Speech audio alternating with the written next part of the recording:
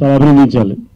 ఈ రోజుల్లో కూడా ఇంకా ఒక కాన్సెప్ట్ కోసం, ఒక మంచి కథ కోసం ఆలోచించి ఎవరూ చేయనటువంటి సాహసం చేసి ఈ ఘంటసాల గారి బయోపిక్ తీయడం అనేది చాలా అభినందనీయం.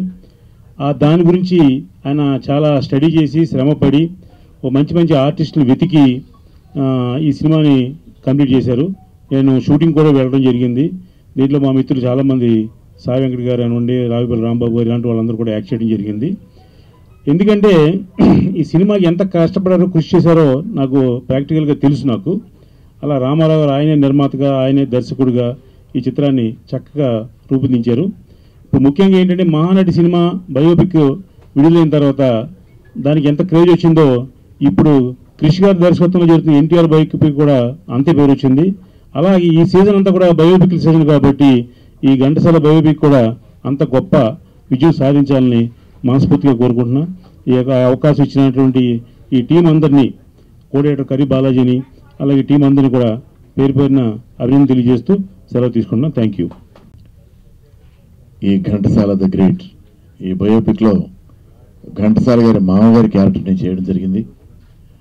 ఈ బయోపిక్ స్టార్ట్ చేసిన బిగినింగ్లోనే ఈ వేషం నేను చేశాను. రామారావు గారు ఘంటసాల గారి పైన ఉన్న ఆ భక్తి, గౌరవాలు, ఆయన చేస్తున్న ప్రతి నిమిషం, వర్క్ చేస్తున్న ప్రతి నిమిషం అందులో కనిపించింది. సినిమాలో కూడా ఆ భక్తి అలాగే కనిపిస్తుందని డెఫినెట్గా ఆశిస్తున్నాను. ఎందుకంటే ఒక్కొక్క షాట్ చేస్తున్నప్పుడు వచ్చిన ఎక్స్ప్రెషన్కి ఆయన ఆనందం చూస్తుంటే అర్థమయ్యేది ఆయన ఎంత కమిటెడ్గా సినిమా తీస్తున్నా అన్నది. ఒక్కొక్క ఆర్టిస్ట్ని ఒక క్యారెక్టర్కి సెలెక్ట్ చేసుకోవడంలో నిజంగా ఆయన చాలా చాలా శ్రద్ధగా చేశారు సినిమా. ఈ సినిమా పెద్ద హిట్ అయ్యి మళ్ళీ ఘంటసాల గారిని ఘంటసాల గారిని కొత్తగా ప్రపంచానికి పరిచయం చేయాల్సిన అవసరం లేదు. కానీ ఇప్పటి జనరేషన్కి ఘంటసాల గారు ఏమిటో కూడా చెప్పాల్సిన అవసరం ఎంతో ఉంది. ఎందుకంటే చాలామందికి ఇప్పటి జనరేషన్ మనం పేరు చెప్తే ఎవరు వాళ్ళు అని చూసే పరిస్థితుల్లో ఉన్నారు. కనుక ఇంత గొప్ప గాయకుడిని ఈ జనరేషన్ కూడా అంతకన్నా ఎక్కువ లొకేషన్లో నేను కృష్ణ చైతన్యనే చూస్తూ కూర్చున్నాను. ఎంత బాగా కుదిరాడంటే అబ్బాయి నిజంగా ఘంటసాలకి కృష్ణ చైతన్య కాకపోతే ఇంకా సమస్య లేదు. అంత ఆ ఫీల్ రాదన్న ఉద్దేశం. ఆయనకి వేదికను అలంకరించి పెద్దలకి అందరికీ నమస్కారం. ఘంటసాల సినిమా అంటే మరి ఇందులో ఘంటసాల గారి జీవితంలో డ్రామా ఉందా, మెలో డ్రామా ఉందా, గొప్ప ఆకట్టుకునేటువంటి గొప్ప గొప్ప విషయాలు ఏముంటాయి ఘంటసాల సినిమా అంటే? ఒక కమర్షియల్ సినిమాగా అద్భుతం సాధించేటువంటి లక్షణాలు ఏముంటాయి అని ఒక సామాన్య ప్రేక్షకుడు అనుకునే అవకాశం ఉంది. కానీ ఘంటసాల గారి విషయంలో అలా అనుకోని వాళ్ళే మన తెలుగు ప్రేక్షకులు. ఎందుకనంటే ఈ సినిమాకి కావలసిన ముడిసరుకు ఒక గొప్ప విజయాల పరంపరని నమోదు చేయటం కాదు, ఒక గుండె తడిమే సినిమాలాగా చేయగలగటమే ఒక గొప్ప సక్సెస్కి మూల కారణం అవుతుంది. అది ఘంటసాల గారి వ్యక్తిత్వంలో పుష్కలంగా ఉంది. ఇంతకన్నా గొప్ప ముడిదినుసు ఏముంటుంది? సక్సెస్ అనేది కేవలం కొన్ని ఇంగ్రీడియంట్స్, కొన్ని ముడిసరుకులు, కొన్ని మూల పదార్థాలు ఉంటే మాత్రమే సక్సెస్ అని నిర్వచించబడుతున్నటువంటి ఈ రోజుల్లో గుండెని తడిమే చిత్రాలు కూడా అద్భుత విజయాలు సాధించాయి అని చెప్పడానికి మన ముందు చాలా చిత్రాలు ఉన్నాయి. అలాంటి కోవలోకి ఒక ఘంటసాల గారు లాంటి ఒక గొప్ప వ్యక్తిత్వాన్ని ఆవిష్కరించడానికి, ఒక సినిమాగా తీయటానికి డబ్బుంటే సరిపోదు. డబ్బుంటే సినిమా తయారవుతుంది, కానీ ఇలాంటి సినిమాలు తీయటానికి డబ్బుంటే సరిపోదు.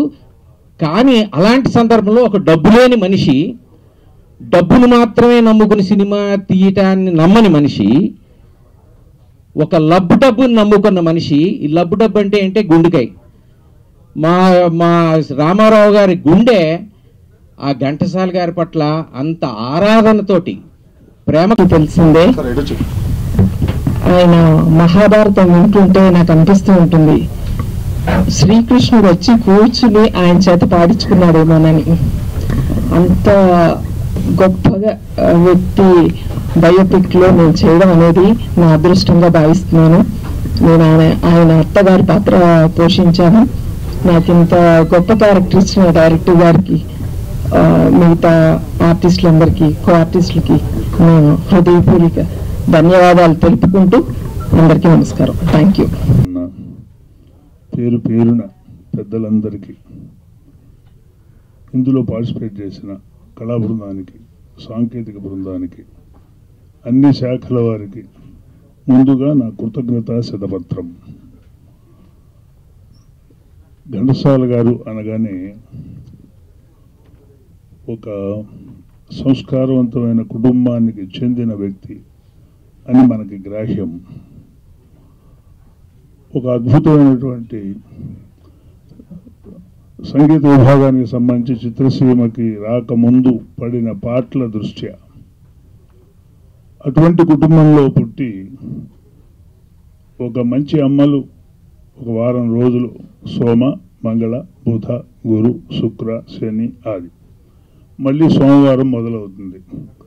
అలా రోజుకు ఒక చోట కూడా భోజనాలు చేసుకుంటూ విద్య గరిపిన ఒక మంచి కుటుంబీకుడి కుటుంబంలో పుట్టినటువంటి ఒక వ్యక్తి అనుబంధంగా సాధించాల్సిన లక్ష్యం కోసం ఆయన ఏ రకమైన ఇళ్లలో ఏ రకమైన తల్లుల భోజనాలు పెడితే తింటూ చేసుకుంటూ పనిచేశాడో నిర్వివాదంగా మనకి తెలుసు. నేను ఆయన్ని బహుశా ఒక 40 సంవత్సరాల క్రితం, అంటే మేము కాలేజ్ స్టడీస్ అయిపోతూ, అంటే అట్లా పీజీలు డిగ్రీలు అవుతున్న టైంలో ఆయన ఆలయ వ్యవస్థకి, వాళ్ళకి ఆలయాలు కూడా ఉన్నాయి వాళ్ళ కుటుంబానికి, ఆలయ వ్యవస్థకి సంబంధించిన అర్చక స్వామిగా ఆంధ్రప్రదేశ్ అర్చక మహాసభలు జరిగినప్పుడు అతను కూడా ఒక ఆలయ వ్యవస్థకి సంబంధించిన ఒక అర్చక స్వామిగా వచ్చాడు. ఆ రోజున మా తెనాలిలో ఆయనకి కాస్త నేను సేవ చేసుకోవడానికి నన్ను నియమించారు, పిల్లల్ని. అక్కడ అందులో ఒక పిల్లవాడిని నేను. అటువంటి నేను సరే, తరువాత ఆయన గారి ప్రతిభా విశేషాలు పునశ్చరణీయంగా మాట్లాడుకోవాల్సిన అవసరం లేదు. అక్కడ అది నాకు ఎందుకు గుర్తొచ్చి అంటున్నానంటే, నేను మొట్టమొదట ఈ చిత్రంలో తొలినాడు రంగు పూసుకుని ఘంటసాల పిల్లవాడుగా ఉన్నప్పుడు చేసినటువంటి వ్యవహారాలు, నేను చేసిన వేషం తండ్రే కదా. ఆ రోజున ఆయనకి సేవ చేసుకునే భాగ్యం కలిగితే మళ్ళీ ఆ 40-42 సంవత్సరాల క్రితం విషయం, ఆయనకి తండ్రిగా నేను నటించే అదృష్టం నటరాజు నాకు ఇచ్చిన యోగం, అది భోగం. ఆ క్షణం అమరం, అజరం. ఆ క్షణం కోరుకుంటున్నాను. ఇందులో లతా మంగేష్కర్ క్యారెక్టర్ చేసినప్పుడు డైరెక్టర్ గారు చాలా కేర్ తీసుకొని ఆ గెటప్ గురించి, లతా మంగేష్కర్ గారు ఎలా ఉంటారని సో మెనీ పిక్స్ నాకు పంపించారు. ఇలా ఉండాలి, డ్రెస్సింగ్ ఇలా ఉండాలి అనేసి. నిజంగానే కాస్ట్యూమ్స్ కూడా వాళ్ళే తెప్పించారు. ఇప్పుడు ఆ పిక్ చూస్తే ఎవరైనా నిజంగా లతా మంగేష్కర్ గారే వచ్చారా అన్నట్టుగా ఉంది గెటప్. ఇంకా అది మొత్తం ఆవిడ హిందీలో మాట్లాడతారు కాబట్టి క్యారెక్టరైజేషన్ మొత్తం హిందీలోనే ఉంది. ఇంకా ఒక మంచి సాంగ్ కూడా ఇచ్చారు డైరెక్టర్ గారు, చాలా థ్యాంక్స్ అండి. కరి బాలాజీ గారు కూడా బాగా ఎంకరేజ్ చేసి క్యారెక్టరైజేషన్ ఇంత బాగా రావడంలో చాలా హెల్ప్ చేశారు. ఈ సినిమా సూపర్ డూపర్ హిట్ అవ్వాలని మనస్ఫూర్తిగా కోరుకుంటున్నాను. Print media and electronic media వాళ్ళందరికీ థ్యాంక్ యూ సో మచ్. చాలా చాలా చాలా కష్టపడి చాలా విశ్వ ప్రయత్నాలు చేసి మా గురువుగారు మొత్తం స్క్రిప్ట్ తయారు చేసి అన్నీ చేసుకుని సెట్స్ మీదకి వెళ్ళి ఈరోజు ఇలాంటి రోజు వస్తుందని, ఎప్పుడు వస్తుందా అని కూడా చాలా వెయిట్ చేశాము. బట్ అట్ లాస్ట్ మా టీం అంతా కూడా చాలా సక్సెస్ అయింది. So I wish all the best my director గారు and all our crew, and especially thanks to hero Krishna Chaitanya and who is very best friend of mind. సింగర్గా కూడా మీ ఇద్దరం బాగా పరిచయము. ఓకే, థ్యాంక్స్ అండి. థ్యాంక్స్ ఈ ప్రోగ్రామ్కి మీరు అందరూ వచ్చినందుకు. Thank you so much. పెద్దవాళ్ళు చాలా మంది ఉన్నారు సినిమాలో, చాలా పెద్దవాళ్ళు చేశారు. బహుశా నేనే చిన్నవాడిని ఇక్కడ. కానీ యాక్టింగ్ అనేది నా ప్రొఫెషన్ కాదు, నేను పాటలు మాత్రమే పాడతాను. అలాంటిది నన్ను చూసి రామారావు గారు, భాస్కర్ వాళ్ళందరూ వచ్చి, నన్ను బాలాజీ గారు వాళ్ళు వచ్చి కలిసి ఈ పాత్ర చేయాలి అని అన్నప్పుడు నేను వద్దు సార్ అని చెప్పి చాలా వద్దనుకోను కూడా నేను అనుకున్నాను. కానీ ఇప్పుడు తెలుస్తుంది దాని విలువ. బికాజ్ ఆ మహానుభావుడు ఘంటసాల గారు అంటే కేవలం మనం ఆయన పాటలో విన్నాము, కొన్ని విషయాలు ఆయన గురించి మనకు తెలుసు, కానీ ఆయన స్వభావం, ఆయన వ్యక్తిత్వం ఎంత గొప్పదో అనేది చూపించమనే ఈ సినిమా. కాబట్టి ఈ సినిమా అందరూ కూడా రిలీజ్ అయిన తర్వాత అందరూ బాగా ఆదరిస్తారని మనస్ఫూర్తిగా కోరుకుంటూ నేను ఎక్కువ సమయం తీసుకోను. అందరికీ నమస్కారం. మన్నించి వచ్చిన శ్రీ సాయి వెంకట్ గారికి, దీక్షితులు గారికి, రామ్ సత్యనారాయణ గారికి, కేసీ గారికి, మాధవి రెడ్డి గారికి, వీళ్ళందరికీ ముఖ్యంగా నా కృతజ్ఞతలు. ఇది ఘంటసాల గారి మీద ఉన్న అపారమైన అభిమానంతో, ఘంటసాల గారి మీద ఉన్న అపారమైన అభిమానంతో, ఆరాధనతో ఈ సినిమాని తీయడం జరిగింది. ఇది శ్రీ రాఘవేంద్రరావు గారి చేతుల మీదుగా పోస్టర్ లాంచ్ చేయడంలో దాన్ని సగం విజయంగా భావిస్తున్నాను. ఇంకా మిగిలిన విజయం ప్రేక్షకుల మీదే ఉన్నది. తప్పకుండా విజయం సాధిస్తుందని, నా గురించి, నా కష్టాన్ని, నా ప్రయత్నాన్ని అభినందించిన నా శ్రేయోభిలాషులందరికీ కూడా నేను చాలా కృతజ్ఞతలు తెలుపుతున్నాను. మీ మీడియా వారికి కూడా నా అభినందనలు, కృతజ్ఞతలు. సెలవు. Thank you. చెప్పండి. చెన్నై నుంచి రత్నకుమార్ గారు మా పర్మిషన్ తీసుకోలేదు, మాకు చెప్పలేదు, మమ్మల్ని కలవలేదు అని ఒక అవునండి ప్రెస్ నోట్ రిలీజ్ చేశారు. ఆయన కూడా ప్రెస్ నోట్ పెట్టి. అలాగా తర్వాత మీరు ఆయన కలిసారా? ఆయన స్పందన ఏంటి? తర్వాత కలవడం కాదండి, ముందు చాలాసార్లు కలిసాము మేము. మా దగ్గర పర్మిషన్లు, దానికి తగిన ఆధారాలు అన్నీ ఉన్నాయి. వాళ్ళు ఇచ్చినవి, వాళ్ళ కుటుంబంలో వాళ్ళందరూ కూడా ఇచ్చినాయి. చాలా సహకరించారు మాకు, అందుకు వారికి చాలా కృతజ్ఞతలు. ఇప్పుడు మరి వాళ్ళు ఏ విధంగా అనుకుంటున్నారో తెలియదు. దానికి సమయం వచ్చినప్పుడు నేను ఆధారాలతో సహా వాళ్ళకి తగిన వాళ్ళ సందేహాలన్నీ తీర్చడానికి సిద్ధంగా ఉన్నాను.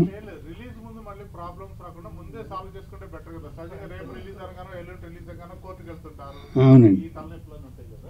అవునండి. అన్నీ రిలీజ్కి ముందే అన్నీ కూడా నేను క్లారిఫై చేస్తాను. నేను ఉన్నాయండి మా దగ్గర అన్నీ కూడా పర్మిషన్ తీసుకోవడం జరిగింది. ఆ విధంగానే మేము చేసుకున్నామండి. చిన్న రిక్వెస్ట్ ఏంటంటే అండి, అసలు రక్త సంబంధీకులు, కుటుంబంలో పెద్దలు, వాళ్ళ బిడ్డలు పరంపరాగతంగా ఆ వైభవాన్ని, ఆయనకి సంబంధించిన అన్నీ కూడా కుటుంబంలో బిడ్డలందరూ అనుభవిస్తున్న నేపథ్యంలో ఇలాంటి ప్రయత్నం వాళ్లే మొదలుపెట్టి ఈ పాటికి ఎప్పుడో ఇలాంటి మహానుభావుల్ని ఎతుక్కుని తండ్రిని శాశ్వతత్వం వైపుకి, ప్రపంచం వైపుకి మరొకసారి చూపించే ప్రయత్నం చేయవలసిన అంశం ఇది. ఇది ఇంకొకరు మీద వేసుకుని ఏ ప్రయాసాలు కోల్చి నరకంబడి, ఆయన కోటీశ్వరుడు కాదు. ఆ తర్వాత ఆయన దగ్గర నుంచి వసూలు చేసుకోవడానికి ఆయన దగ్గర ఏమీ లేవు. ఆయన దగ్గర ఉన్న భావనా బలము, ఆయన మీద ఉన్న కృతజ్ఞతాభావము, ప్రేమ, భక్తి తాత్పర్యతలు తప్ప ఇంకా ఏ రకంగా వాళ్ళ దగ్గర కూడా వెళ్ళి ఏమీ యాచించి తెచ్చుకున్నది ఏమీ లేదు. ఇది తండ్రి పట్ల ప్రకటించుకుంటున్నటువంటి, అందరం కలిసి చేసుకుంటున్న ఒక కృతజ్ఞత ప్రయత్నం. దీనికి వారి వంతు కూడా సపోర్టు ఉండి, ఇక ముందు జరిగే వాటిల్లో కూడా వాళ్ళు కూడా సపోర్టివ్గా ఉండి, వాళ్ళు తండ్రి పట్ల మరింత కృతజ్ఞతాభావంగా ముందుకు చూపించాయని ఇది హడ్డీలు చేసుకునే ప్రయత్నం యోగ్యమైంది కాదు. వాళ్ళు ఆ సంస్కారం లేని వాళ్ళు కాదు, వాళ్ళు కూడా చాలా మంచివాళ్ళు. మంచి పని నాన్న పట్ల చేస్తున్నారనే భావనలో ఉంటారనే మా భావన.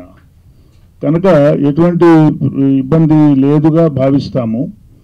వాళ్ళ నుంచి అసలు ఇబ్బంది, వాళ్ళ నాన్నకి చేస్తున్న నివాళికి, వాళ్ళ నాన్నకి చేస్తున్న ప్రయత్నానికి వాళ్ళు కూడా సంతోషపడతారు కానీ భావిస్తూ చేస్తున్నదే కానీ మరొకటి కాదు.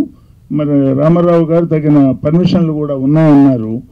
ఒకవేళ లేకపోయినా కూడా వాళ్లే పిలిచి ఇచ్చి దీన్ని దోహదపడి ఆ రోజు రిలీజ్ నాడు వాళ్ళు కూడా ఉండి మాతో ఆనందంగా ప్రేక్షకుల సమక్షంలో శభాష్ మా నాన్నగారికి ఇంత పనిచేశారని ఈయనకి దుశ్శాలువలు కప్పి బ్రహ్మాండంగా సత్కారం చేయవలసిన ఆ కృతజ్ఞత ఆ కుటుంబానికి ఉండాలిగా భావిస్తూ కళాకారులు మానవ హృదయ నిర్మాతలు, కళాకారులే జనజీవన గమన నిర్ణేతలు అన్నది వాళ్ళ నాన్న పట్ల నిజం చేస్తున్నాం.